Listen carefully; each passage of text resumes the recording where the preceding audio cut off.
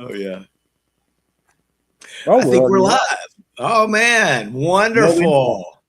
Happened with that logo? Yeah, no, that's fantastic. I mean, it's evidently it's Christmas vacation in StreamYards as well. But but we're live. Greetings, everyone. Welcome to. Good morning, Midnight's Edge fans. We're here to tell you that we have so much more to offer you now at our Mixed Tees store. Not just t-shirts and hoodies, but we do have plenty of those, and new designs for that matter. You can also get mugs, and of course our brand new limited Amber Turds stained blanket. That's right, just for your bed or wherever you need it. So head on over to Mixed Tees now and get all your apparel and goodies from Midnight's Edge. Get up, wake up, this is your final warning. It's time for Midnight's Edge in the morning.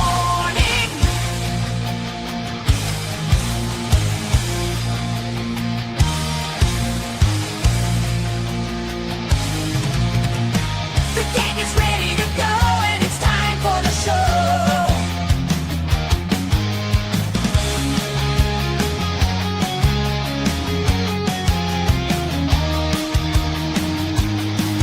It's time for Midnight's Edge in the morning. And there's the intro. So yeah, greetings everyone, and StreamYard evidently is having Christmas vacation or something like that, but we're not. We're all here. Joining me today is Mr. Paul Chateau. How's the Great White North these days? It's cold Great and white? and white-ish. Yeah. It's white-ish. White is out of fashion, so Yeah, same thing in Norway. We haven't gotten any snow, at least not in Oslo. I'm sure, like the further up north you go, it's going to be snow. It never stops. But Right. but in Oslo, where I'm at, ain't no snow here. But how about you, Mr. Brawley? Well, I think it's How is okay it down to be south? white. I think it's okay to be white, but we don't have a white Christmas either. So we are going to go even further south. We're going to the Panhandle, the Florida Panhandle, towards the Gulf Oh, of nice. America. Yeah, my wife's in-laws, or my in-laws, live down there. So we're missing the Christmas rush. We're gonna leave in the morning and be gone for a couple of Nice. days. And just so you believe in tanned supremacy. that's it. Well, my milky complexion might disagree, but yes, I do. Tanned supremacy. I always thought that my mom had a bit of gypsy in her because she tanned fabulously. This Hungarian woman who would go out and she just had a fantastic olive kind of tan. I went, okay, I wonder where that came from. Yes, my Well, wife is the same. that's a cool thing with people from around Hungary, that area. When you look at the genetic makeup, Oh, yeah. like almost everyone is going to have some Russian, some Slavic, some Carpathian Ottoman, Mountain. some Greek, some Jewish, some Gypsy. Going to be a little bit mix of everything. Yeah, the Magyars came from the Carpathian Mountains and then Yeah. came over as mercenaries. But Yeah. it's she always loved tanning. That was that was something that she totally enjoyed doing. Now, Woody Allen had a great line. He said, "I don't tan, I stroke." Yeah. Oh, there is that. So that's a really good demonstration of a juxtaposition joke. I try to teach people that if you don't know how to write jokes, you can learn how to do juxtaposition jokes. I stick with puns, the lowest form of jokes. But I could teach you how to do juxtaposition. I think I'll I disagree. I do not think that puns is the lowest form of joke. No. It depends entirely on what you do with it. And I was watching a Norwegian Advent series. It's a talk show which is half scripted and half real, and it's the punniest show ever. And I was and of course it's in Norwegian language, so it's puns in Norwegian. I was thinking, dude, you could not subtitle this. because it's just pun upon pun upon pun. It wouldn't translate into anything because all of the jokes and double entendre would be lost from everything. I think So yeah, I disagree. It's pretty high humor when you do it I right. think so too. A good puns can be very, very high humor, and I've always said that the really good dumb comedy is the hardest thing to do, and you try to explain that to people without a sense of humor, they don't really quite understand that idea that dumb stuff is hard to do. Dumb and Dumber did it extraordinarily well. That Right. was So like the airplane movies and things like that. yes, yeah. So Airplane was a bit more sophisticated. That was a juxtaposition movie because the characters were credited straight actors Mm, that said things out of character. So not what's his name saying I shouldn't have stopped sniffing glue today. right. That's not a pun. It's not a joke. It's only fun because of who said it. Right. So but Dumb and Dumber is like brilliant where, at the very end, they're on their motorcycle and a bus filled with bikini clad girls say, we need some guys to spread cocoa butter on us. Yes. And they go, well, we know some people down the road. I mean, they're just completely clueless, right? That is a different. They lived their dumbness. What about something like Napoleon Dynamite or that Gentleman Broncos from the same director? Is that just absurdist or something? Yes, and those are characters again who lived their comedy. Yeah. They didn't know that they were funny. Yeah, But because they it were wasn't trying- funny to them. They were the butt of their own joke. What the fuck are Correct, we but they didn't talking know. about? And Yeah, I love Napoleon Dynamite. yeah. Next Also page. joining us here, who isn't loving Napoleon Dynamite, is Tom Connors. I just don't know what the fuck we're talking about. Yeah, We're we're just about to comedy get right into now. something here. But before we do, Tom, I am very, very glad Hey, you are Tom. here because today, you all know Dr. Long Dongwood, who always Oh, yes. sends us a super sticker with a like, so everyone can smash it. Otherwise, the little hamster will be angry. Well, today is his 50th birthday. Wow. And he wants a bath, Tom, and he wants it so much that he even said it twice. So yeah, send out the bat signal because we need to better do it congratulate naked, Dr. Tom. Long Dongwood. Well, the first one was a bath Tom, so maybe he does want the naked Tom to do it. Well, maybe he wants. I bath can't Tom hear you. with I'm wearing a bath. towel. I was in a bath. That's why he's running a few minutes behind. He was drying off. And I gotta take a bath every time. When you're in the bath suit for hours and hours on end, you collect a lot of sweat. You get really True. juicy. So do you wear a shower cap over your cowl? Under, in between, as protection. I Like a Towel. condom for your head. see. You need protection. So what are we doing here? It's somebody's birthday? Doctor Dong Longer? Or something like correct. that? Is he really a doctor? But he The does. long We don't know. But donged doctor. Yes. we know about his dongler. We Yes. can't confirm his doctorness. So he's like Sonny Corleone. Everybody knows. That's correct. Of course, you could have a Okay. doctorate in feminist glaciation.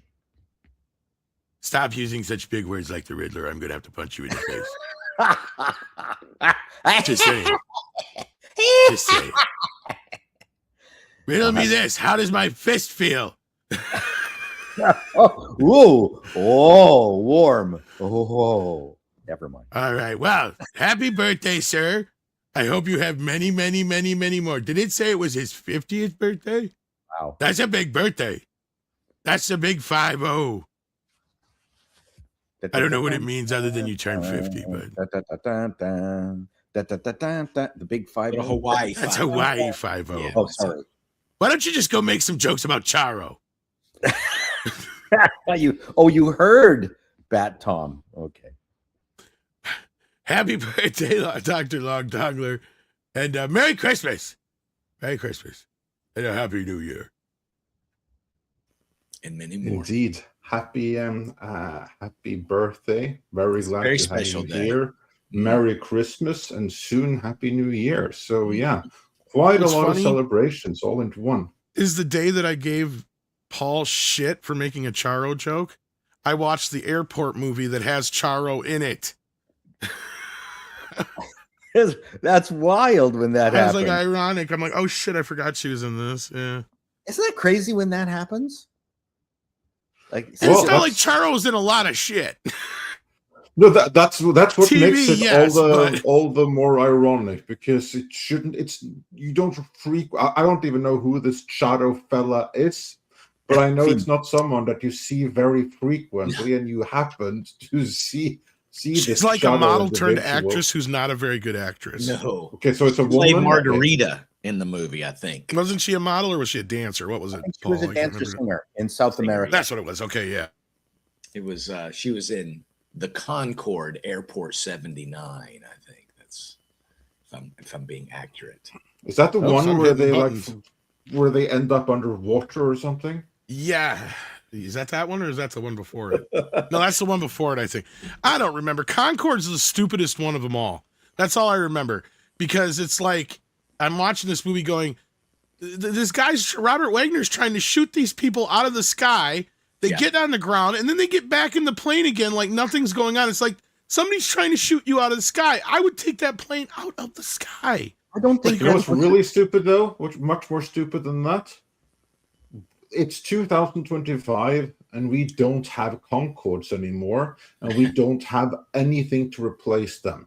So You know what's there even is sadder? no commercial way of getting across the pond in supersonic speeds, and there used to be in the 80s and 90s, and now there isn't anymore. Well, what's and it's even freaking ridiculous. What's even sadder is I found out last night that the Concorde they use in that movie actually crashed. Oh, that was the one that crashed? Yes, that was the one that actually crashed. Yeah. it Well, killed well, a bunch of this people, happens. yeah. I mean, this is the same thing that happens with like Airwolf. Airwolf crashed too. The real life helicopter killed a bunch. Well, this was of like people. years after the fact, but Yeah, like yeah. Concorde was the only one in the movies they ever let them use that was an actual, like brand or whatever. So like, yeah, and then they flip that thing around in the movie and make it do things that no plane could ever do, probably. But anyhow, that being said, Roger Ebert included that one in his I hate this movie book. it is one of the worst movies ever. Wasn't that no Zucker brothers were involved with that one? No, This this is- I'm wasn't an talking about airplane airport. jokey. No, It this might is as well have been an airplane this movie, was though. That's how bad it disaster. is. porn movies, you know. Yeah, I'm talking about the actual one that Airplane would have been poking fun at. And then, and if Yes. I remember right, this one came out like the year before Airplane. What's funny is I even watched Airplane 2 last night, but yeah. Oh, sweet. Yeah, this was 79, and the first Yep. airport came out in Air 75, then The 77. real one. Yeah, that The was a original one serious came out in movie. 1970. Yeah. Yeah, that was a serious movie, Airport. Yes. They all are technically, but Concord they is are. just so batshit crazy that you're just like, Okay, gotcha, is this gotcha, real or gotcha. is this a If, satire? if it's called airport in the title, it's supposed to be serious. If it's Serious, yeah. airplane, it's the goods. But I am reminded that Charo is a platinum selling artist, so I got to Okay. quit Why, giving. why are you watching this shit? I Yeah, started wanna- every year I do my extended cuts of Lord of the Rings. So Oh. every I year. did like every anti-Christmas tradition this year because of my ex, like breaking up with me right before the holidays. I'm like, fuck holidays. So like, Yeah. the only Christmas movies that I've watched have been on accident, like Turbulence. We watched Christmas in Connecticut, comedy. It's okay. The original or the Arnold Schwarzenegger The directed original, no. version? We watched, my wife called it, I can't even remember what she called it. We also watched, we finally got around to watching Fat Man. We've seen it before that back in movie. 2020. And I've told my wife, I said, we have to watch an action movie. If we're going to do this Christmas marathon, we watch like Blackadder Christmas, Nice. which is funny. But we didn't watch, like we'll watch Emmett Otter. We'll watch the Muppets Christmas or whatever. We didn't watch any of those yesterday. Just that one and this one really crazy Jimmy Stewart like a 25-minute movie where it's called Mr. Krigg's Christmas or something. Never heard of it. Somebody just shared it with me. It was a TV episode, but Wow. it brought me to tears. As of course, I'm a believer, so I was totally into it. But Fat Man, excellent way to end the evening for Christmas. If you haven't watched Fat Man with Mel Never Gibson, heard of it. I'm It's just great. looking it up now. You've never Mel heard of Gibson Fat Man? movie. Oh, Never I heard love of- Fat Man. Fat Yeah, Man, with one word. Walton Goggins probably is the bad Oh, guy. so good. He is really the highlight. I mean, Mel plays it perfectly straight, and he's a great actor too. But honestly, between the two of them, Goggins steals the show. Totally. Yeah. Totally. It's great. Goggins always steals the show and everything. He's in. Yeah, it's great. So I'm going to try to keep that in our Christmas rotation. I'm going to check it out. Where is It's it a good streaming? movie. I've got it yeah. downloaded. I don't know where it's streaming, Okay. but I can tell you within a few minutes. So I'll make sure our listeners know. And then it looks like Boba Fett watched Payback. Which version though? I hate Mm. that director's cut. It's so stupid. I like the Mel Gibson version better. I've not seen the director's cut on that. It's just the same movie, except it's dark and dour until near the end where, well, that's not true. It's not totally the same movie. There's some different actors and stuff in it. And then the end is completely different. I like the Mel Gibson version because it has a lot more spunk to it and it's funny. Yeah. The other version is just really dark and dour. And yeah, it just doesn't really capture the spirit of what I thought it was. But yeah, he watched the theatrical cut. Good. But he did show him some other scenes. Oh yeah, that ending scene is just depressing and stuff. But yeah. But Dr. Longdongler also sent us a £1.99 to remind us to pound that like button if we haven't done it already. Please do. And Jason Webster says top 5 films of 2025, no other choice. Kokuo Yadong, The Snitch, Left-Handed Girl, and Sentimental Value. There you go. I watched a movie called Oh wow, Left-Handed that's a Girl, but, Norwegian film. That Mm, last it was, one. it was a porn, I think. I don't know. Jason is always giving us some new movies that I need to He put loves in the my Korean queue. cinema. Yeah. Thanks, Jason. So did you guys have some favorites so far this year? I know, I'm sure not all of us have seen every movie this year, but have you guys got a favorite so far of the year? Andre? I is it have something to you look saw? over the. I'm just guys, just to help you all out with that. I was way ahead of you, and I already have a list of movies that came out this year, because I know that this year has, on a whole, been a very, very bad year for movies, and because of that, it's going to be difficult to remember everything that came. So here's a list of American movies that came out in 2025. For simplicity, I just ruled out everything that's not American, including my own country, including Sentimental Value. But yeah, have a look at that and see. Oh, the clear what winner you is guys Brave think. New World. I mean, everybody loved that, Yeah. right? One that And doesn't get a Wolfman. lot of mention that I really liked was Black Bag. I don't know if you guys saw Black Bag. No, I did not see that one. That's I think that Star Trek Section 31 that doesn't get enough That's a praise. TV show. That's not a movie. Come on now. When's a TV movie? We'll count it. What? Kate Blanchett, Michael What? Fassbender. Check it out. Yeah, check it out. Black Bag, not bad. If you're into Oh, old guy came out this year. That was not as good as I was hoping it was going to be. It was all right. It felt like 5 years, like it'd been sitting on the shelf for like 5 years. That was that one with Christoph Waltz, where he was the hitman. Let's see here. have not seen. I'm looking at a list of movies that came out this year, and I'm struggling with the top 5 because I so far don't see 5 good ones. Well, I already know what my number 1 is. We already know. I've said it the last couple of weeks.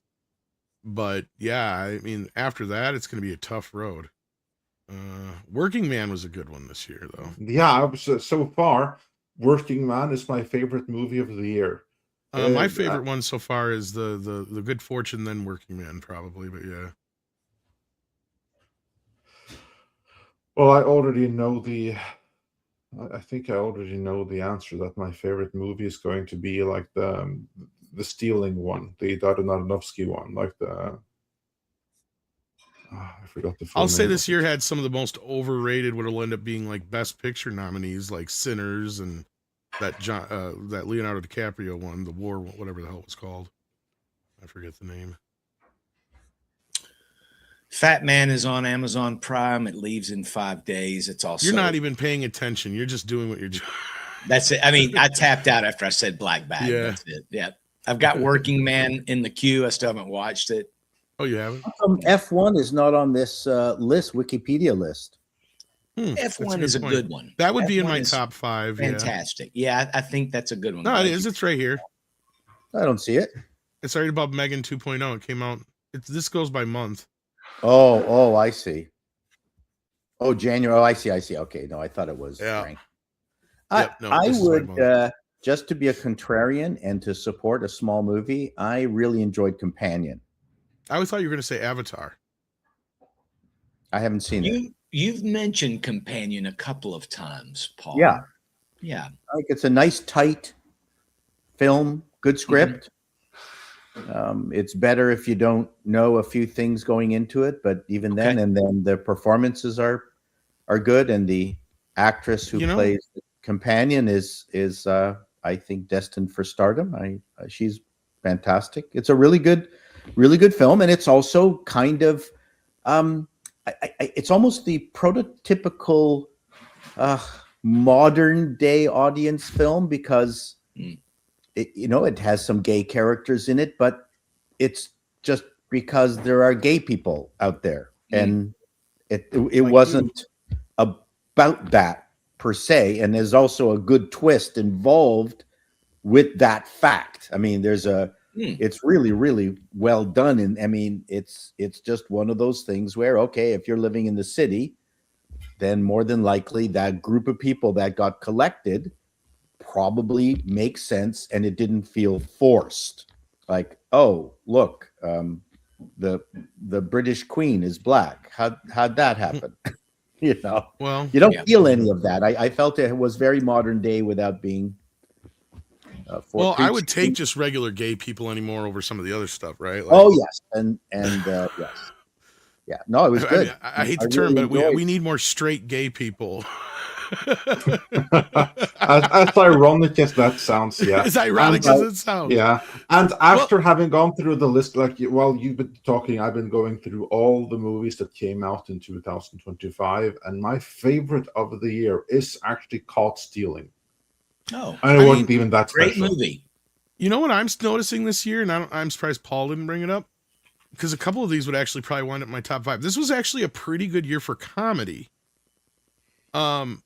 I mean, because Superman was the only other serious movie I guess I would put in there, but even that has some comedic elements to it.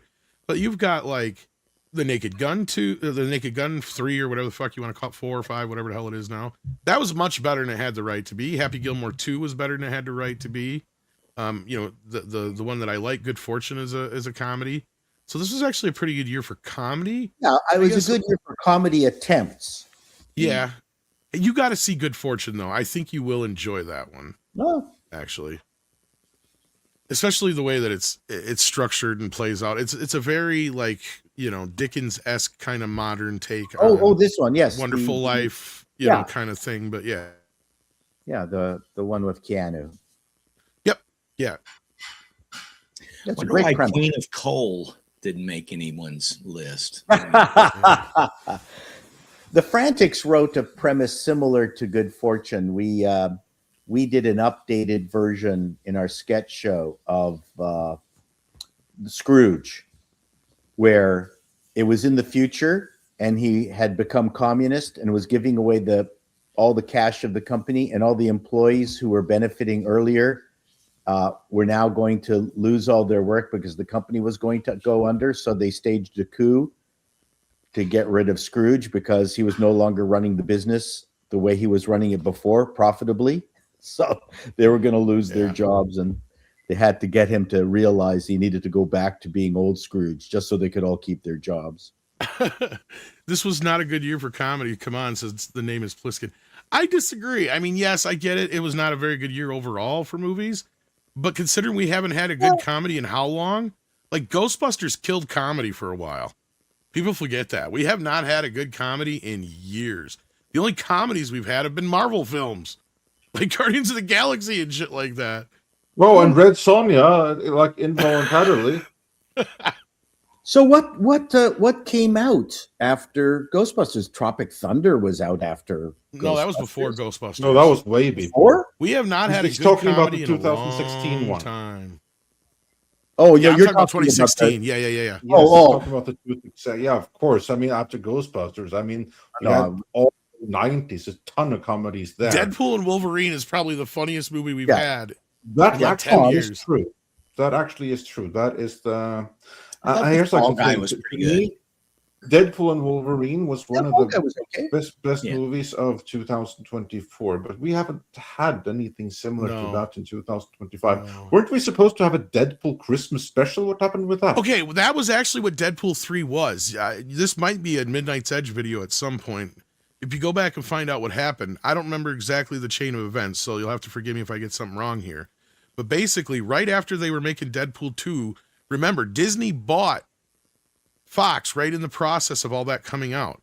And so they were going to secretly make a Deadpool 3 right after they did Deadpool 2, and nobody was going to know it was going to be a Deadpool movie until they got to the theaters, and it was going to be called Deadpool Saves Christmas. It was almost the exact same plot as Deadpool and Wolverine, including having Wolverine in it. The only difference was just replace saving the Marvel Universe with saving Christmas. That's the only big difference, I guess. So you go back and look, and that's kind of where the seed kernel idea of Deadpool and Wolverine comes from. But I guess Bob Iger wouldn't let Ryan Reynolds make it an R-rated film. So I guess that Once Upon a Deadpool thing was kind of a test ground Yeah. to see if they could make it work with PG-13. And when that flopped, that's when Reynolds is like threw his hands up in the air. He's like, I can't do it any other way. And Iger's like, well, I'm not releasing an R-rated Deadpool movie. And that's where things went stagnant, basically, until Chapek came in office, basically. And that's when Ryan, I think, re-pitched it again, and that's when it got made. Only this time it was bigger, better, and uncut. So they're not gonna ever do it any Christmas, because the Once Upon a Deadpool I thought was kind of clever. Like I said, it was all kind of melded into those two projects, I guess. Because I think it was also supposed to be the whole Fred Savage thing. I think they stole from the Deadpool 3 idea. Like that's the way the movie was supposed to start out. Like it was this whole thing with, like a Princess Bride thing where he literally is keeping Fred Savage hostage to tell him the story of when he saved Christmas. Well, to watch the PG-13 version of Deadpool is That's what they ended up doing with it. But I said, the original story idea was that. And then, like I said, when the audience went to see this movie in theaters, it was just supposed to be a Ryan Reynolds movie. You didn't realize it was going to be a Deadpool movie until you got to the theater, and then the word would start getting around. Kind of like what happened with Split. Remember when Split came out and everybody finally realized, oh, this is a sequel to Unbreakable. Oh shit. And they didn't advertise it that way. Nobody said anything that way. Like that was the whole joke of what it was supposed to be. It was supposed to be this Christmas present to the world from Deadpool that you get this, movie that nobody knew was coming. Yeah. But at the end, I think it would have hurt the box office until the second weekend. But speaking of box office, it looks like Avatar's box office is holding on a little bit, Andre, from what we saw. Does. This is what I was saying. With no real big surprise, it had the weakest opening, but so far it's only set for a 30% drop from last week. If that holds, the movie is in fairly decent shape, and we'll just have to see how it continues to hold. And we're not going to be able to say anything for a long time, but I will just say it's a 30% drop. That is revolutionary, depending on exactly which time frame you measure. Like, for instance, movies that have a 60% drop weekend to weekend, they typically have a 90% drop opening day and the 1 week after that, right? It only having 30% for any other movie that would be revolutionary. I mean, for a Marvel movie, a random Marvel movie to have just a 30% drop, I would be pretty darn amazing. Now, for Avatar, it's par for the course. It's what it needs to have in order to survive. But still, that means the movie shouldn't be counted out yet. It could hit that $1 billion threshold still. Any other thoughts on that? Well, Anaconda is kind of actually even kicking off with a little. That's the movie I want to see. Previews, yeah. So Marty Supreme, Anaconda, Avatar, Zootopia still in the mix. Is Anaconda doing okay? I heard it was getting horrible ratings. Well, Ratings not so good, but it did. Yeah, I do was gonna 2 say, I million. guess it didn't turn No, out the it way did they were do 2 hoping. million Yeah. in previews. So well, and of course, it's getting wrecked. I mean, in what universe was Yeah. that movie ever going to get good ratings? But here's the thing: this is the kind of movie that everyone can hate, but when you go and watch it, miraculously, you still have a good time with it. mm, I think that. Well, that certainly is the case with me. I was referring to the audience everyone. score, actually, is what I was talking. I don't give a shit what the Oh. reviewers are saying. I'm saying the audience score is coming because I remember Script Doctor saying the script was actually pretty clever. And I kept seeing the trailers come out, and I'm like, this does not look clever. mm. So I'm thinking it went through the filter of Jack Black and all these other Well, people. it may possibly. read clever, because how many times does that Yeah. not happen? That you have a script that is really, really clever, and then you picture the whole movie based on the script, and then you see the final movie now through the lens of someone else who visualized it, namely that the director is like, this is not the movie that you had imagined. Because I've had that experience several times. Like, for instance, Punisher Warzone. When I read the script to that, there are some segments in it that actually read really clever. And then in the script, because of how the director had chosen to visualize it, those very scenes that read so clever, they just came off as completely and utterly flat because it didn't work. And I've seen that so many times. And one of the star examples, of course, is the script for the original Dune, where, as good as that movie is, the script is better. It's much better. It is much more clever. But again, the director, he wanted to go with silence, not too wordy, just atmosphere and like Hans Zimmer's blaring in the background instead of the clever sequences in the script. So I believe Script when he says that, yeah, it probably was written clever, but then it depends on how does that come across on screen. Well, I've had that number of times too, where like I remember reading the script for Dogma like a couple years before it came out. If you read the script and you picture it with an actual budget, I mean, it's an amazing epic. Well, I And think that it's was an kind of amazing epic. It I haven't is, seen and it I for saw years, the but- film, and I'm like, Yeah. it's good, but that script is so much better. You're like going, I wish they would have been able to put the money into this movie. I mean, yeah, it's cute as it is as a Kevin Smith film, but if you read the script before you see the movie, you're kind of let down. You're just like, this was not the epic I just read. Like, what is going on here? I mean, like, but yeah, no, like, I wish they would recut it all back together, and that would help a little bit, but I not loved much, it. One of my Oh, favorite. I Yeah, love Dogma. Don't get me wrong, but like, it's just one of those things where I can understand where a lot of folks read a script and they're just like, yeah, this just didn't turn out the way I It's pictured good, it, but not yeah. as good as one would have hoped and imagined. The fact that anything actually makes it to the theater is always an accident. Oh, absolutely, yeah.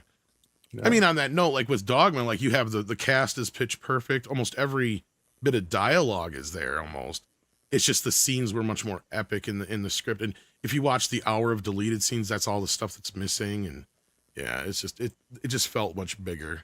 But Pack and Proton says must have gotten missed because it was early, but this show's thumbnail is appropriate. Yeah, well, I'm glad that you approve. And never say we don't take requests. Okay. Ah, Jason Webster says, I believe in the snake Anaconda is played by uncredited Pedro Pascal. Probably. He needs work. Oh. You know, he got to eat. Pedro got to eat. No. So yeah, this is kind of a slow year for films, I guess, overall. But at least one thing, I guess, besides the comedy aspect that I brought up, we can look into is there wasn't a shit ton of overly woke films, I guess. No, I there mean, wasn't. We're kind of taking a turn towards, standard entertainment, I guess. If we can just take a turn towards more good stuff, because again, as I was looking over the list of movies, no, granted, there's not too much woke stuff that's memorable because it's so bad, but most of the stuff that came out this year isn't memorable because it's so forgettable.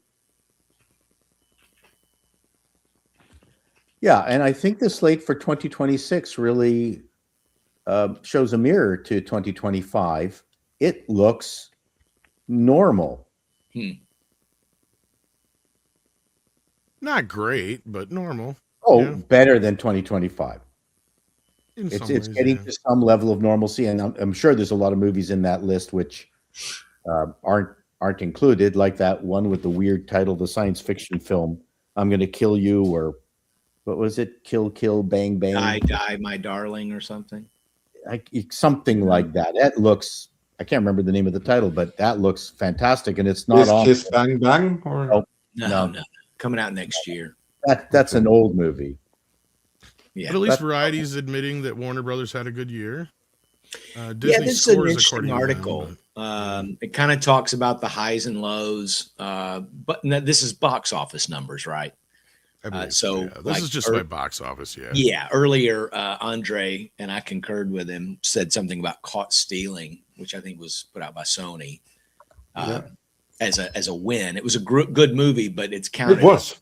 failure here in this list because it lost money. Yeah.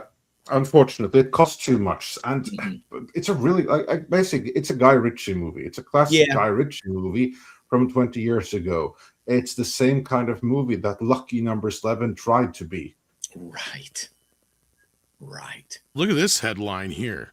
Yeah. And the amount of hoop jumping this takes. Disney box office hit $6 billion for the first time since COVID, thanks to Lilo and Stitch and Zootopia. So in other words, Disney has sucked for the last 5 years. Well, that's what they're kind of saying, yeah, and they're Yeah. blaming COVID for it. But Exactly. Because COVID lasted 5 years, guys. yeah, Yeah, it's still going in LA. I That's love why that whenever Disney has it. No, but Andre's not wrong. Like every time Disney has a struggle at the box office, it's like, well, COVID, yeah. you know? Like, Yeah, then they just asked Then they just asked Ben Affleck's daughter, "What's the reason you didn't go?" And for those that don't know, she is someone that is still masked and insists that mandatory masking be brought back for everyone. Yes. you know what's going to be funny is when a lot of these trans activist kids end up turning a bunch of these parents into like based parents again. Just like, all right, enough's enough. Because I can't see Ben Affleck putting up with too much of this shit. I mean, I don't know him personally, but I know enough about him to where I just, yeah. I Well, can see let's him being just like say that Elon she did Musk. not get any better after he and Garner divorced, and she spent more time with the mother. That makes a little sense, but it's not like Ben's a prize pig, right? Like, let's be real. Like he kind of drank his way out of that marriage. So yeah. Yes. Anyhow, that being said, like, oh yeah, so yay for Disney for having a good year for the first time in 5 years that you can't blame on a disease, I guess. But you And I don't can't even say thank it's a the good furries, year. though. Oh, Well, yeah, that you can think thank the about it. I furries. mean, honestly, you spend Freakier Friday was a hit for them.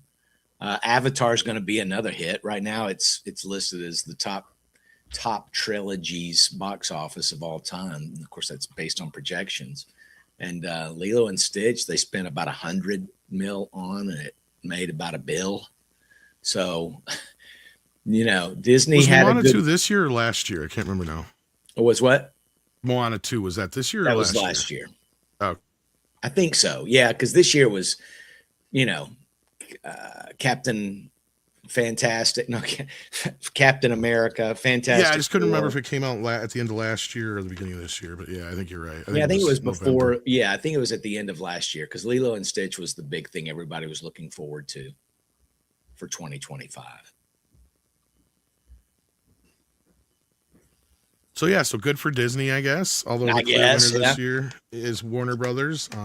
Well, just to be fair, it is Universal gets good grades, but Warner Brothers gets an A on that Variety. Nobody gets an A. Well, they had the most original hits this year. If you look at it, just between Sinners and F1 alone. Well, Minecraft.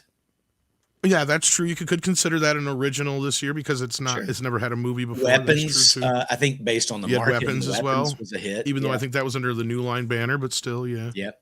I don't think Mickey 17. No, they did. had a bunch of movies that weren't sequels that actually hit this year. That's what I was pointing Yeah, out. you have Like, to give Mickey 17 credit for being original. Sure. And I guess one battle after another if you want to.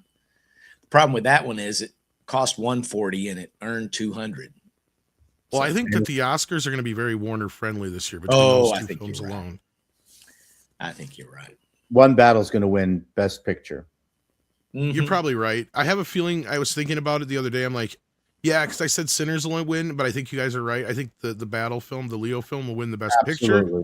But I think Sinners will sweep all the other categories. It'll get the director, all the actors, the writing, and all that kind of shit. Right. But the Leo movie will end up winning Best Picture. You watch. Most Yeah. popular bet movie, Yeah. BET movie. I'm sorry. Sinners to me was very overrated. It was just. All right. Well, that being said, let's see. We didn't have any more super chats at the moment. What else was there on the docket for stories today, Andre? After Christmas, the Hollywood world kind of goes to bed. Pretty slim pickings for story. We actually have a couple of videos coming out, but yeah, for live story. Well, actually, there is one. As I was browsing the news, we did receive a new picture that I thought was interesting. Now it's associated with a story that's going to trigger Tom something fierce here, but I think it's worth it just for this picture, which is new to me and which goes to show that you sometimes you don't have to change up perfection. Well, what are you going to show me? Well, it's already in the private chat. Oh, you got me to do it. Oh, I Oh, thought no, you no, were it gonna- isn't. Sorry. I thought you were gonna. Yeah. Where is it then? Oh, here it Private is. chat. Oh, for God's sake! God It's a damn it! very Snyder Christmas. You know, if I was a Snyder fan, I'd sue the motherfucker for abuse by now. This is just like, no, seriously. He's just. When do you get to a point where you go like, this guy's just fucking with me? Yeah. He's just fucking with me. Like, he's that boyfriend that is never going to commit. He's a fuck boy. Uh-oh. Zach the fuck boy. Hey, let's not end the year angry. Yeah. Oh, that's nice. It's just. Oh, we still have 2 more streams before that's He the right. end of the stirs year. them sons of bitches up. And then it's another week I got to listen Yeah. to it. But other than Tom being triggered by it, for those who are only listening, we are looking at a picture, a test picture. This is the picture that reportedly got Henry Cavill cast as Superman, and he is wearing the Christopher Reeve costume, which is why I say, you know what? I mean, the Snyderverse costume, yeah, it has its I got to benefits. correct you. I'm not so Looking sure that's the at Christopher this- Reeve suit. I think Well- that's the Dean Cain suit. Maybe it's the Dean. Okay, fine. If you put the Maybe. Christopher Reeve suit and the Dean Cain suit right next to each other, I They're very honestly similar. wouldn't be able to tell them apart. I would. I Fine, think you would. You're autistic, Tom. that looks to me like the Party Village suit. Yeah. I got to agree with Flash. I can't believe this got him the job. He looks like Pee Wee Herman in this outfit. Well, personally, I like it, but hey, that's me. I'm Superman. It just proves my essay that modern superheroes should not have costumes. Hmm. Okay, Well, Bryan Singer. so you basically Good for- liked good for X-Men from comic. 2000 then, where they were all dressed as bikers. Yeah, I prefer that. Yeah. Bryan Singer. I mean, that was Yeah, his. Bryan Singer did that with X-Men, but the trouble is it was just not good. He shouldn't have hired Dolce and Gabbana to do the outfits. Okay, I'll agree with your assessment only to a point though, Paul. Like, I disagree with. I think they need to get rid of the tactile superhero costumes. That's why I dislike Marvel, because none of their costumes really stand out like the DC costumes have. Like Spider-Man being the only exception, maybe. I would Because- say that, like Captain Okay. America, though. So you had that first one, and it kind of looked cheesy. The a lot like original- the TV movie. On purpose. Yeah, Uh. but then I thought that the one from Winter Soldier, it seemed like it was tactical, and I like That's that. what I'm saying. Yeah, from that point on, Yeah. yeah. And I'm not rooting for that weird white uniform that we saw in one of the Avengers movie as they were walking. Yeah. They were walking past, and they were trying to get the Hulk back or something. I can't remember which movie it was. I think it was one of the Quantum Return. Maybe it was the very last movie. It was, But they were all in these white kind of militaristic suits that made them look like stormtroopers. I can't remember which film that was. It's the only way to go. Oh, I didn't even know how that got on screen. I'm sorry. haha. Oh no. Selective amnesia. Funny how that works. Yeah. Let, I mean, yeah. let him do this. He's a dick tease to his fans. To a certain Well- degree, they kind of did that in what was the Marvel movie with the fake Avengers? Thunderbolts. Thunderbolts. They muted the superhero outfits, Hmm. and I didn't mind that. Hmm. Too bad the movie wasn't fantastic. It was good. I enjoyed it, but What do you You know? think of things like when they sort of pay homage to the comic book costume, like the Punisher TV show on Netflix, where he did paint that skull on his Kevlar I or was whatever? completely okay. That I think made terrific sense. Luke Cage made terrific sense. Oh sure, yeah, no tiara for Luke. Yeah, and Jessica Jones was great. To me, I think you're defined by your powers. Mm. You don't have to, and I think there's a way. I don't want to get into this discussion, but I mean, we are talking about people with powers and superhuman individuals like Thor. Like, Right. what do you do with a Thor? That's a god. It's a different thing. How do you deal with that? That's a discussion that we could have as part of a roundtable. But yeah, I mean, I much preferred the Jessica Jones kind of superhero experience. That was great. The first season of that was fantastic. Mm. So there you go. And she was a drunk, or tried to be a drunk, like Supergirl, things like that. So rather than trying to dress Supergirl down and make her look like Guardians of the Supergirl, they probably would have been better to just not stick her in that outfit. Has that sort of hit the socials yet? People comparing this Supergirl to the Jessica Jones character? Is that Not yet. No, not at all. Paul? That's a very original assessment. Man, I have not heard it until you just said it, and it's totally apt. Yeah. Yeah, I would wish that she actually moved more in that direction. I Again, just comics I didn't are care different. for the show because she was so surly. Honestly, I just I I couldn't- loved I loved I like the- David Tennant for sure in the show. I watched the whole thing, but Well, you know who's a big Well- comic book fan? who's that? Nicolas Cage, because he got his Oh, name yeah. from Luke Cage. Oh yeah, That's Yeah. true. Yeah, because his real name is Nicholas Coppola. That's correct. And he's I got a new think movie her coming out. surliness. I think her surliness worked really well with the absolute mind rape of Tennant's character. He was. Yeah. That was one of the best bad guys that nobody talks about. yeah, I agree.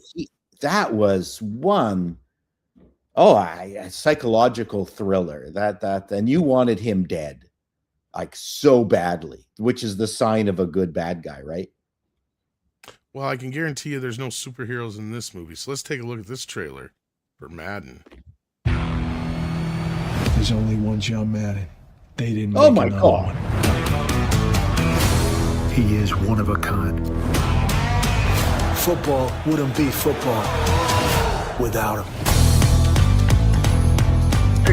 They have no idea where we are, who we are, where we're coming from, or who we're throwing to. Very interesting.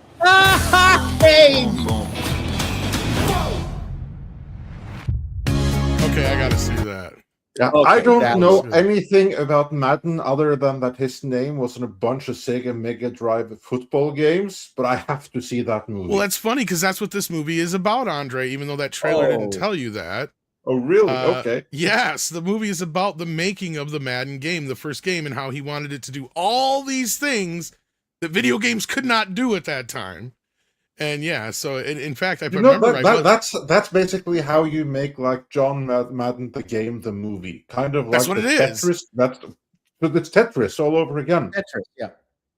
And if I remember right, Tetris was fantastic. Dude, this is how you make like video game adaptations. Do the drama behind the scenes and getting them made. So is this going to be Yes. in a theater? no, I don't think so. No, I it's guess Prime. Amazon Well, Prime. maybe it's. Remember, might be. Red One was also a Prime That's true. exclusive, but they gave it a limited theatrical release. But people gave us hell about it being a flop because it didn't perform as movies normally did. But they made it exclusively for streaming. And, Right here, it says they the film just appears to be don't. Prime original, and there's no details on whether it'll get a theatrical or release. Just according to the trailer, it comes out Thanksgiving 2026. That's brilliant to put this movie on Thanksgiving Day on Amazon. Yes. I don't know if you guys know this, but this was originally, I think, pitched to Will Ferrell. He was originally associated with And of course, you know, the turducken tradition. Yep. Madden's the one that started all that crap, if I remember right. That's right. Yeah, no, this movie's been in the making for a while. Script Doctor told us about this a few years ago. He's had the script for a while. And that's what it's about, is it's about the making of the game, because Madden wanted to be able to do all these things that video games could not do at that time. Because if I remember right, I think the Madden football game was one of the first, if not the first, to have an actual person's voice in the game. Yeah. By having Maddenisms in the game, right, with the booms and the all that kind of stuff. Oh, Let's put some mustard on it. It's even David in O. that Russell short- directing. Sorry, Paul, go ahead. I'm just saying that it's clear that Cage is having just the time of his life. Like Yeah. really, really enjoying it. And of course, we've got the Chameleon. You know what? If they do another Tropic Thunder, they need to get what's his name? Who's also in this? Who is in F1 as the driver? Christian Bale. Christian You Bale. know what you also need to do? You need to get Eddie Murphy and have him do Whiteface.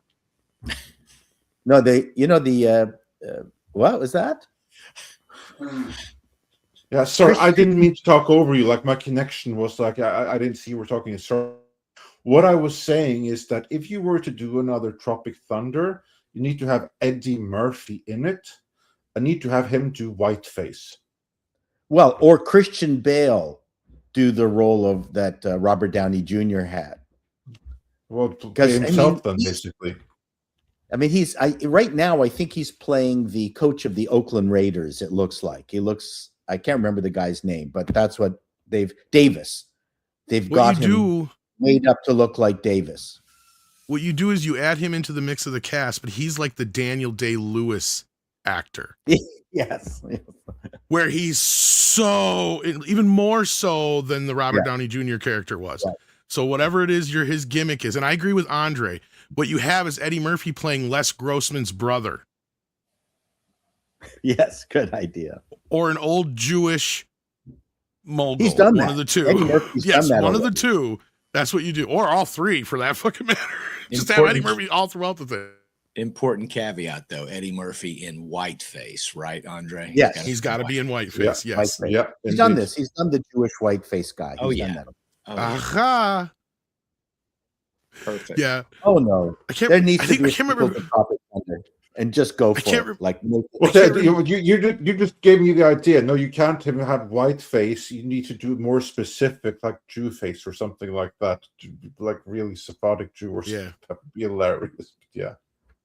Well, what's funny is I can't remember what critic it was, or no, it was Jesse Jackson. Jesse Jackson, who was talking to Eddie Murphy about coming to America, and he goes, "It's so wonderful that you gave all these old black actors and that Jewish actor those parts in that movie. It's good to see young men bringing up the older men in the community." He's like, "That was me in all those roles." He's like, "No, it wasn't." Yeah.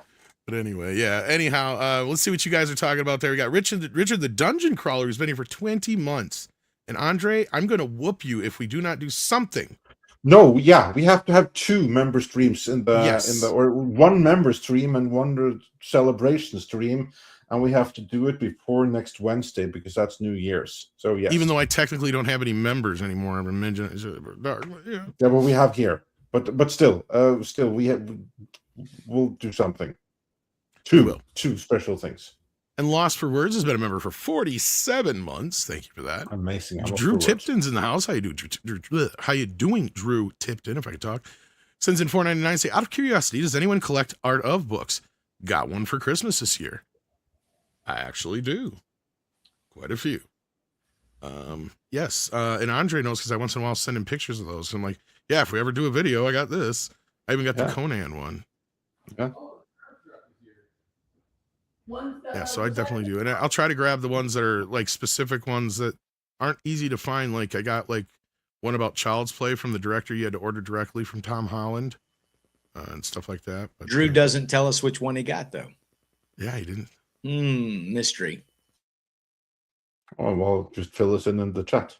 I did just get the Superman one in the mail Nice. for the 2025 film. Yeah, I was about to say, for which one? For the new one, I assume? And it's Yeah. bent, so I had to get a new replacement. How do you bend a big book like that is beyond me. Well, it takes effort. You drop it from way high. Or Takes set real something really heavy takes on it. real hatred from the people doing the delivery. That too. I didn't get to go to the bathroom this week. Yeah. Don't and then order books that you want in good shape to arrive in good shape. Don't order them from Amazon. Yeah, sometimes I have wondered, like at airports, like I really think there has to be like people with sledgehammers just attacking the suitcases on the way out there, because no other way that they can be that butchered and mauled. Joe Pat says, what do you guys make of When Love Is Gone from the Muppet Christmas Carol? I personally would point out the closing song that meaningfully reprises. Yeah, that's a strange one because it slows the movie down to a crawl. And I can tell why Disney chopped it off in theaters. For those who don't know, because you may have never known this, that song in the movie, it was cut out in theaters and they added it back in for video. And then when the Blu-ray came out a couple of years back, it did not have it in the cut. And people were wondering what the hell was going on, if I remember correctly. And that's because it wasn't in the original theatrical version. But now I think they added it back in for the newer cut for the 4K, if I'm not mistaken. It is kind of necessary for the reprise at the end, but also at the same time, it's not necessary. And that is always a scene in almost every Scrooge story that gets axed because it just drags the story down so much. And you already assume that those two never wound up together. So why waste 5 to 10 minutes on telling you that Scrooge doesn't wind up with the woman because you know he's not going to anyway? I mean, from an editor's standpoint, I can totally see why getting rid of it makes sense. It's a I don't know nice about you song. guys, but It's a nice it's a song. nice song, but it drags. It's kind of like Cheer Up Charlie and Charlie and the Chocolate Factory. You could axe that song and it would not make a fucking difference. Not a bit of difference in the entire film. But that's just me. And I'm somebody who's like, I used to be, give me the long extended cuts with everything in it. Now that I'm an editor, I'm like, I want to be in and out in 90 minutes. We don't need this shit. Get rid of it. Like, yeah, that's kind of where I'm at with a lot of stuff anymore. Neat. I think on most of the foreign releases of the Muppet Christmas Carol, which by the way is great Christmas viewing, the foreign releases have it as a bonus or something. I was going to say, well, I think the the Blu-ray too did that. Yeah, maybe it was the DVD. It was one of the two, and it was just put on as a bonus feature. You're right. And then they finally put it back into the movie because people bitched enough. they cried about it. Yeah. Yeah. But then we got Mark Daly. Anybody else got anything to say on that? Or no, it didn't seem like it. Mark We don't- Daly says, greetings from Saginaw, Michigan, aka the middle of nowhere. I know how you feel, Mark. Saginaw, Michigan. I love when people are honest about their locations. Saginaw doesn't even sound like a real town. It sounds like To a be town fair- John Hughes made up. To be fair, most places on this planet are middle of nowhere. Like for instance, I'm just outside of Oslo. I take my car and I drive 10 minutes in any other direction than the center of Oslo. All of them could have the postcode middle of nowhere. So Kind of like where I live too. But no, doesn't that sound like the town that John Hughes would make up, where John Candy comes from in a John Hughes Saginaw, movie? Michigan. Hi, I'm Art Finkel. I come from Saginaw, Michigan. There's a great Lefty Frizzell country song called Saginaw, Michigan. I remember those K-Tel commercials when it would play just the hooks from different songs that was scrolling up, and the song that it was playing was highlighted, and it was I was born in Saginaw, Michigan. Yep. As a Canadian comedy individual, it was always great making up American names because America, and I'm not talking about towns, I'm talking about people, because you could Chip Hickenlooper. That's an American name to us, to us in Canada. Skip Air. It's got to be German. Skip Dirtmuller. You know, that's got to have it's like a little bit of German in it. That's always gives it that American flavor. Although now we can use Somali names. Yeah, because they are the founding fathers now Of Minnesota. Yeah. Yes, the nation builders. Minnesota. Not Saginaw, though. Yeah. Miller's in the house, and he's got 35 South African rands to say negotiations are over. Kurtzman refused to take it or leave it deal and walked before it was pushed. The Star Trek hostage crisis is over. I'd like to believe this. We'll see. Yes. Fingers crossed. Fingers crossed. If they But put on unfortunately, the Academy- Academy, then you know. If it is, we will learn eventually. Now they're still. Honestly, I think they shouldn't release Academy. I mean, if the Ellisons were clever, if they really were all that, they would take one look at that thing and decide that, you know what, this thing is going to make it impossible to repair Star Trek later on. We don't have to release this. Just take a loss on it and be done with it. Yeah. Because this is the worst thing when you have and I said say the same thing for Marvel. Honestly, I've been saying this ever since the lockdowns. What they needed to do was scrap everything they had in development, every last thing, with the exception of Deadpool and Wolverine. They needed to scrap everything, no matter how far along it was, and not release it, and have some external people come in, get some checks and balances in, and then continue. I've been saying that now for 4 years. Who wants And the bad imagine news? if they had done that, if they had not released anything other than Deadpool and Wolverine the past 4 years, how much stronger a position would Marvel have been then, because they wouldn't have destroyed their brand. This is what I wish that people would release. Just because you filmed it and you think, oh, we have to put this out, get some profit in there, maybe you get some short term, but at the long term expense of destroying your entire freaking brand. Well, Releasing Star Trek Academy, all you can do is hope that no one is watching it, because if anyone is, it's going to damage the brand so badly that there's no coming back. I mean, I hate to be the bearer of bad news, but Script Doctor informed us season 2 starts shooting after the Christmas break. Yep. Yeah, that's right, and they really have to stop that. This is unbelievable, because and this is what I mean. I don't trust David Ellison as far as I could throw him, for the simple reason that he has given me no reason to trust him. All we have are pretty words, and they're not even his pretty words. It's other people that are hopeful and that they have assigned and projected that hope onto him, when he has given no real reason to think that he's going to do anything good. And lo and behold, Academy Season 2 then is starting production. So then they're going to release that too. So we have 2 seasons of Academy. And then how the hell are they going to rescue Star Trek after that? What kind of rescue operation is that? Keep creating more holes to so it'll sink faster before you get to the repair shop? I mean, yeah, no. Bad strategy. Bad strategy. Stardate 8 days ago. The best recent Star Trek content hit the web. It's called Eulogy for Star Trek. Yeah. It's written and spoken by our dear friend Paul. It's very good. It's only 3 minutes of your time, and then you could follow that up, I think. You can find this on Vimeo, but if you just type Star Trek fan edit, Star Trek Legacy, and I've mentioned this 2 or 3 times before, but it's that 22-minute recut of Star Trek the Motion Picture using Daft Punk's music from Tron Legacy. It's quite an experience, and it will scratch that itch. It's all the best little bits from the movie with a different soundtrack. It's delicious. And I think Star Trek is dead. I don't know that they're going to be able to get themselves out of it. I think we could open it up like when a surgeon opens up the patient and says, it's just there's too many tumors in here. There's too much. We can't fix it. It needs to rest for a long time. And I just don't see Paramount being willing to do that, especially under new ownership.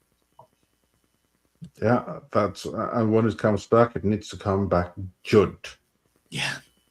It needs to Yeah. be fresh. And I don't mean putting, 15-year-old Sabotage music on the soundtrack for it. I mean, it needs, let's just do something that's respectful and doesn't have all the bad ideas that people keep. In their defense, though, I mean, that was a movie that was a song that had the time to age and be something of a modern day classic, right? It's not that they picked the latest Taylor Swift song or something. No, you're right. It was a doing that. beloved Beastie Boys song. You're right. Exactly, that's what I mean. I'd rather them do songs that are a few years old, that have, in a sense, stood the sense of time or the test of time, and have survived passing through the filter of what gets remembered. Because, for instance, we will say 1984 was such a great year, and 1982 was such a great year because had this, and we list all of the good movies, and then we forget all of the garbage that was surrounding those movies on every side because the filter has worked. That's what I mean. It was a movie that had already survived, or the song that had already went through the filtering process. So I'm not going to criticize the choice of song too much. I mean, it's a pretty inoffensive song, all in all. Cool music video too. But moving on. I hear Yeah. what you're saying. I mean, honestly, you make a very good point, Andre. I just feel like if you're going to do that in that kind of a movie, you're already taking a huge risk. You are, yes. Why not do something that also sort of still pays homage to the original Star Trek, and which came out in 1966? So why not do "Paint It Black" from the Rolling Stones, which came out in I agree. That would have been better. Or you better yet, you know what the song should have been? That heavy metal song from Part 4. Make everything come full circle. The one that was maybe. playing on the bus. I don't remember the song though. I berate you. Oh, it's just a I don't think that was a real song. I think that was no, like it wasn't, but I don't care. Just to make the world complete, bring it back around to that Kurt's listening to that song as a kid. Yeah. Yeah. And then that's a song that's playing on the bus in Part 4 that he's like, can you turn that shit down? Yeah. Like, yeah, that would have been to me, clever also. Yeah. That's just me. throwing a random Beastie that's Boys just me. song that the director likes for laughs. Yeah, I get where JJ's coming from, but I see the argument here, right? Because in the original Trek, whenever they would call back to classical music, it was always literally classical music. You didn't have them sit there talking about Chuck Berry or the Beatles or something like that. I mean, yes, something like the Beatles probably would transcend and live beyond our era. But you guys realize, think about it for a minute. Like, if we go into the future, how many of these bands and musicians are really going to live on, like Mozart and all those kind of guys, to where, like, I mean, we're going to have what? The Michael Jacksons, the Princes, and stuff like that. But beyond the Beatles and a few other ones, is anybody really going to be listening to a lot of the pop crap 40, 50, 60 to 100 years from now compared to what we do? Like, how much of the shit from the 30s and 40s do we listen to now? That's my point. Nothing. Yeah. None of it. So is there ever going to be an era where some of that shit might make a comeback? Maybe. But there's just such an abundance of music compared to what there was back when there was composers like that, to where you got to remember, those guys were like the Elvis and the Beatles of their eras. But that's just it. How many other musicians at that time that wrote tons of music you never heard of and you'll never hear of? And it's the same kind of thing I think now is like, you go 100 some years in the future, you'll be surprised if a lot of people even remember who the Beastie Boys are. Now, if you mention maybe Elvis Presley or Michael Jackson, might have a little bit different reaction, but I wouldn't want them to have put in hunka burning love, you know. Me either. I get where you're coming from. It just doesn't fit the. Yeah, just stick to what we know about Star Trek instead of trying to do something clever by half. I don't know. To me, it just took me out. I think that the problem with it is it took me out of the movie, right? Because I shouldn't be able to sing the lyrics to a song in a Star Trek movie, unless it's sort Yeah. of that 1980s where they go to San Francisco, you know, in the modern era. If they were playing Bananarama, Cruel Summer, or whatever, that would have been fine, you know. While they're walking down the San Yeah, Francisco exactly. street, I I don't can see know, that. but yeah, whatever. I mean, I've gone on way too long. Eulogy No, for but Star yeah. Trek, worth your time.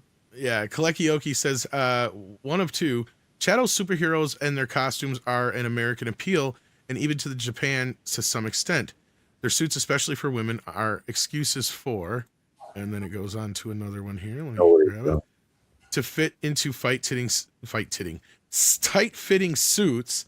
It's why there are countless cosplays of Catwoman or Wonder Woman, and why there are hardly any Jessica Jones.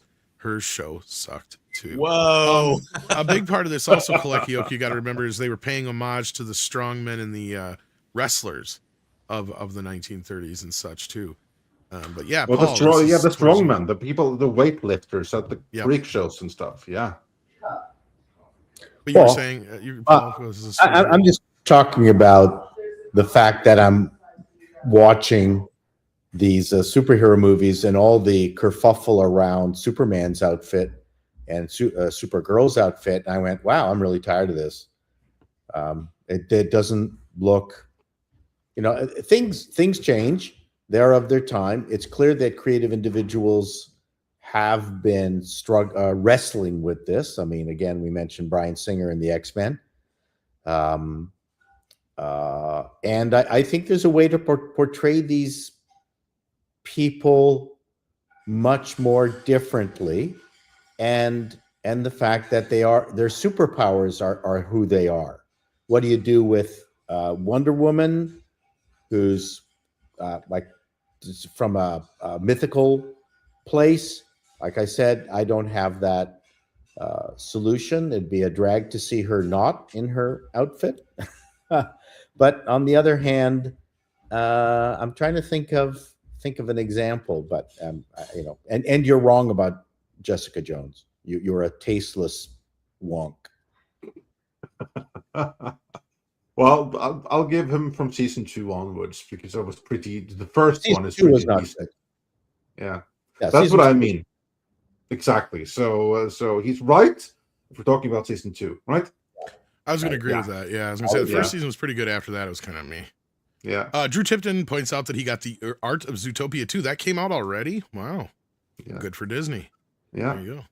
And on costumes, I would say look to the French when they do adaptations of movies like Asterix back in the day, when the Belgians did Tintin, or when they're doing Lucky Luke. It's 100% literal adaptations of the comic book. Like, it looks like cosplayers, but they're Yeah. not ashamed of it. They own it. Those were silly comic books. Those were like Pokemon.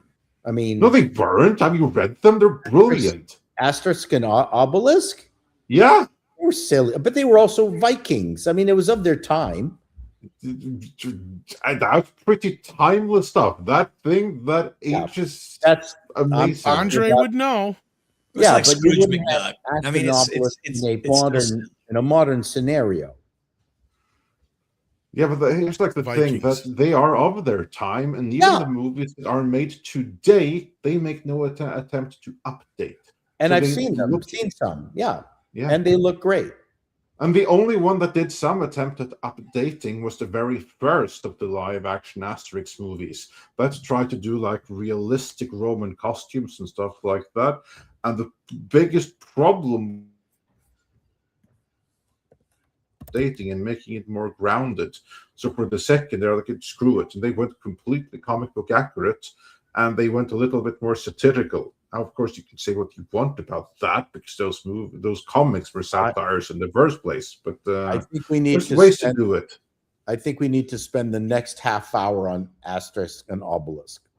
Yeah, well, we'll do that, Well- a special on that. We missed We got Chats it. earlier. We got it. You got the turkey one, but you also get the Kurtzman one. Yes, that's the one we just spoke about. And the only other Okay. that possibly, did we get this one? Yes, or no, we didn't. That's the other one I was talking about.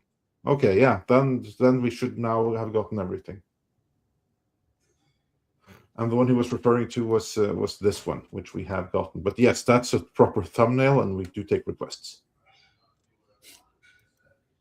And then moving on from there, we have LK8181 who wonders, have you seen the fan cut of Mission Impossible Final Reckoning? I have not. Is it any good?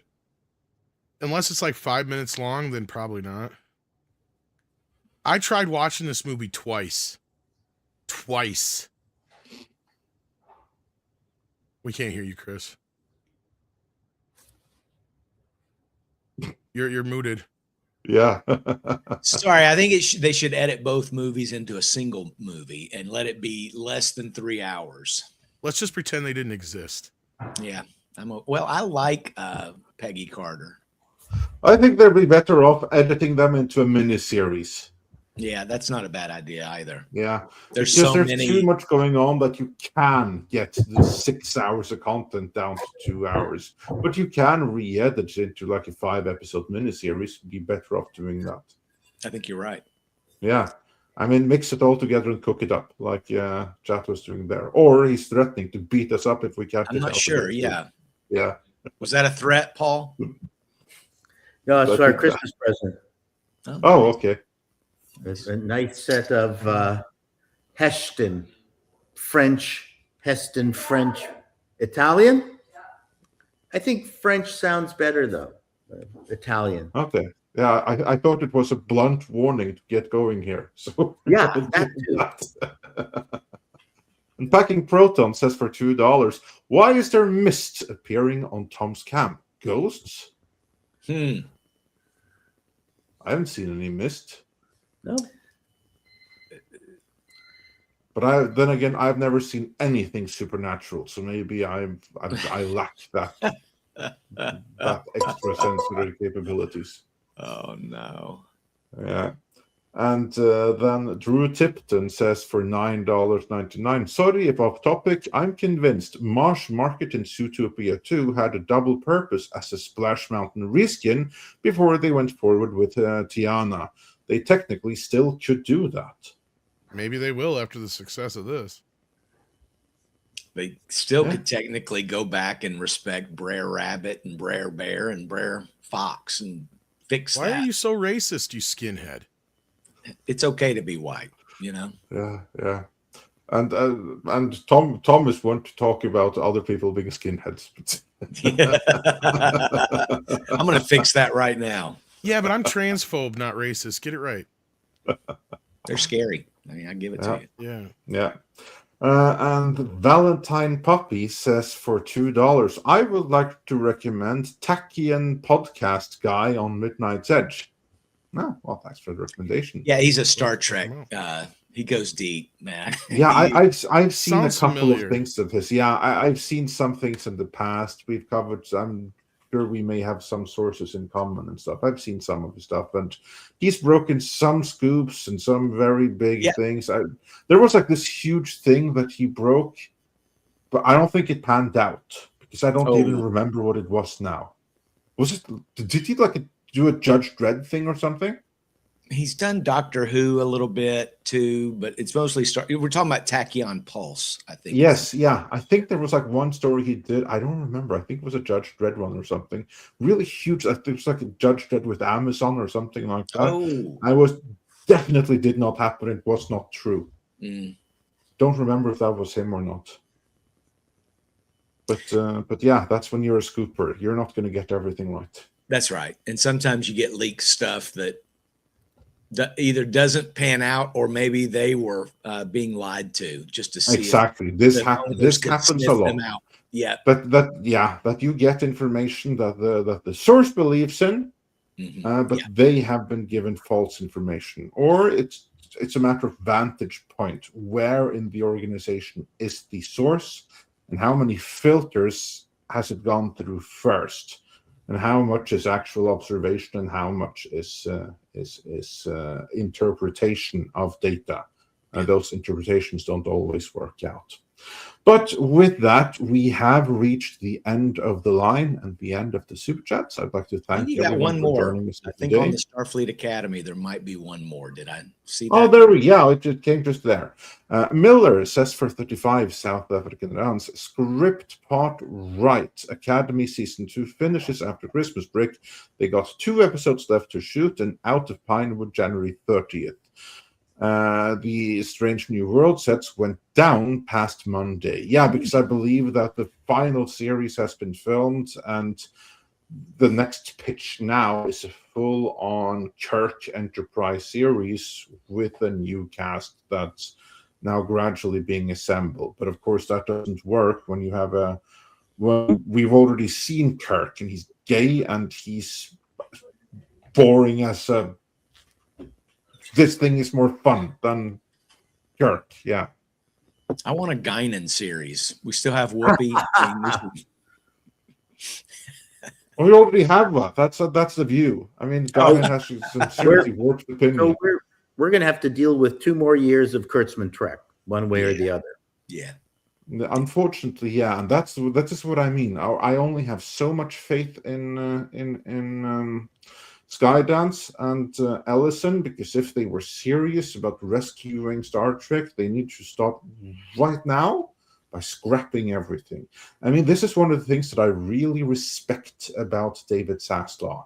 When he came into DC, he just didn't see, okay, so we're going to go all female-centric, so I'm going to let them do that, and then we are going to fix things later on after the damage is already catastrophic and the audience is already lost. No, he went in and he shut down Batgirl as it was filming.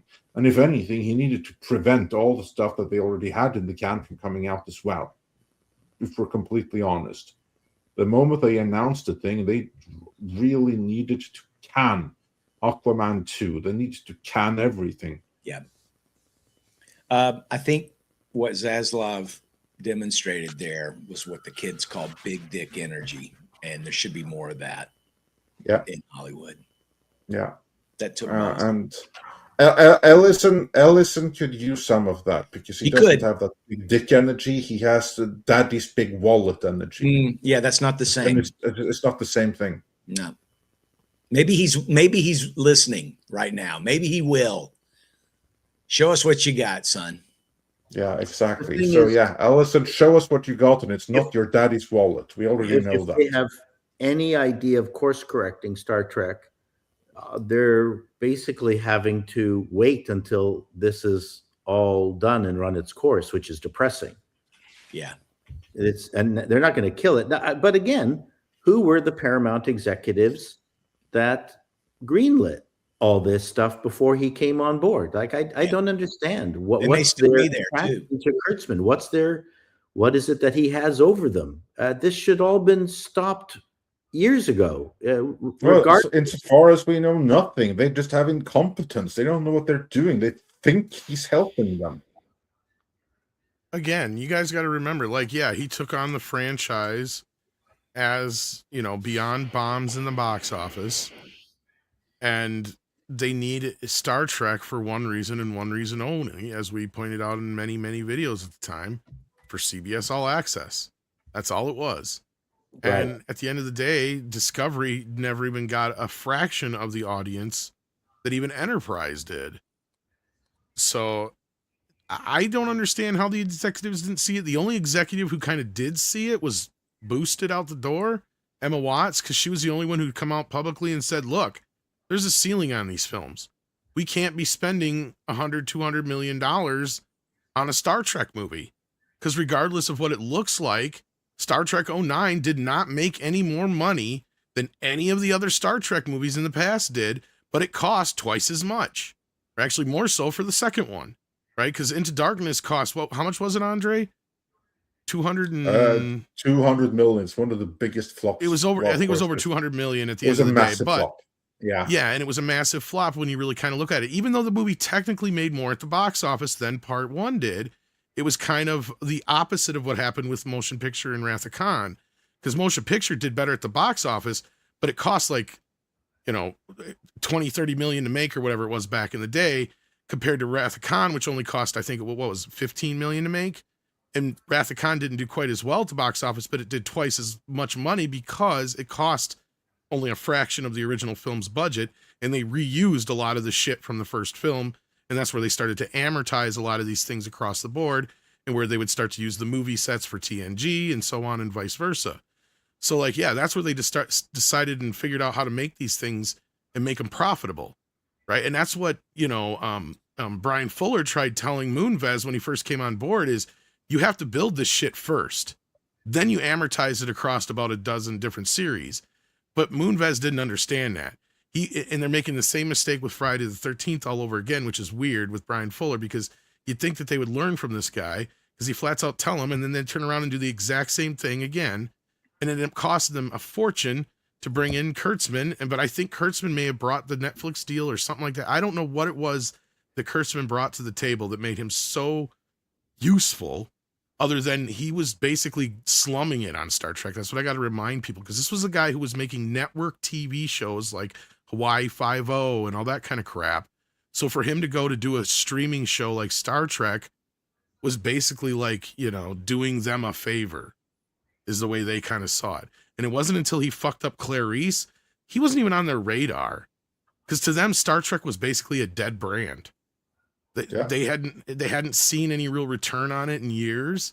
The only success that it had was the 2009 film since what, the 90s? Well, here's the thing. You say they, remember, as in the Paramount CBS, brass. They had never seen any return because they weren't aware of it. The people running Star Trek had never run it before. It was a complete change. They had no awareness of what the franchise was and what it could be.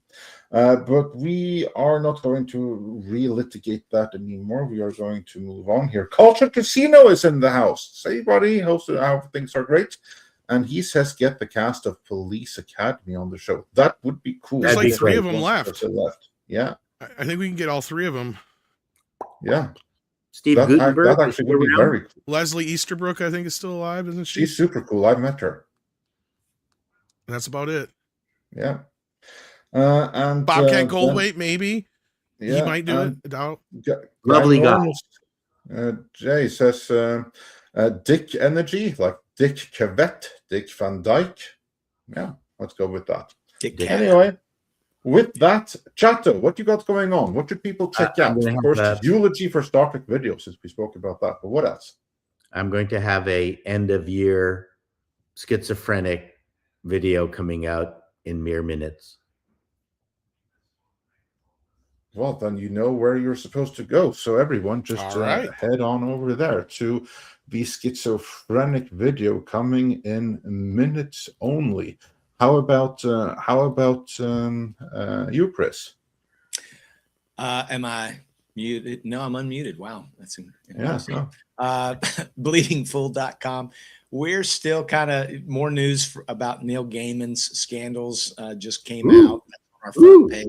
Ooh, even more. Wow. Yeah, this is unusual. It's sort of one of those backhanded things where somebody has suddenly distanced themselves from him. And we're still kind of echoing, I don't know why, but suddenly this article, which we do every year, Die Hard versus Lethal Weapon, which one is the best Christmas action flick?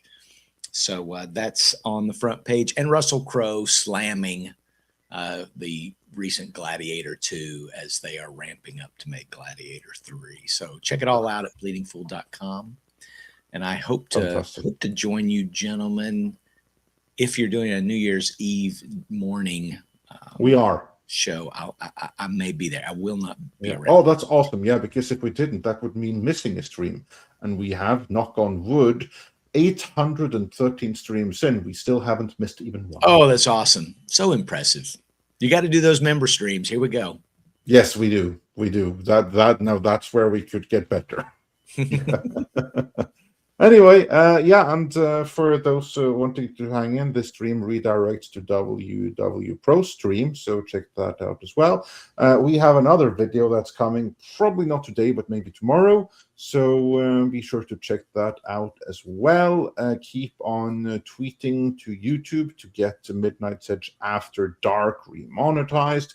And with that, let us bring on the koalas in the rain.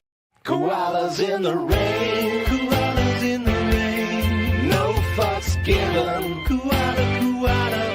Koalas in the rain, koalas in the rain. No fucks given.